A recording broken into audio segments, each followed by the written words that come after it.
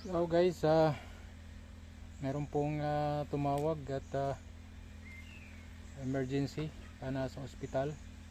Humingi po ng tulong. So puntahan po namin ni Ate Merlin at alamin po namin kung ano po ang tulong na kailangan. At samahan niyo po kami. So, thanks. So nintay po namin yung nanay.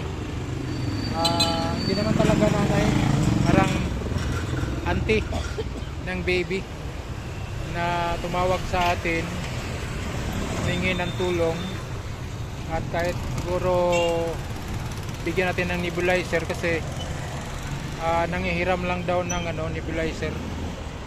So hanapan po natin na malaking tulong din yun pag may nebulizer kasi minsan sa bundok tikihin ng hika, meron sila magagamit kasi malayo pa po kung bababa pa sila sa barangay nila sa sentro. Yan. So yun po, kabili po tayo ng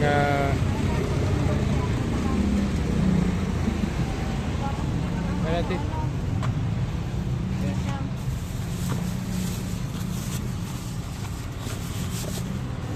So ito po yung nebulizer na binili po natin para kay Jeremy. Ito po yung nanay. Auntie. Yan po, si JJ ay hindi pa pala nakakain.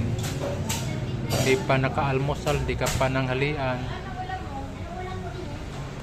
Sapsoy, gulay. So yun po, nakabili na po tayo ng nebulizer 1.5 po. Nakabili po ako noon lang 700, pero ngayon po ay 1.5 na. Mataas na kasing gasolina. So at least matulungan po natin si Jeremy. Anak po yan ni pamangkin po nito, ni Gigi. Ayan. At ako ay kakain na rin kasi nagugutom na rin ako. Hindi pa rin ako naka-almusal, hindi pa nakakain, pananghalian.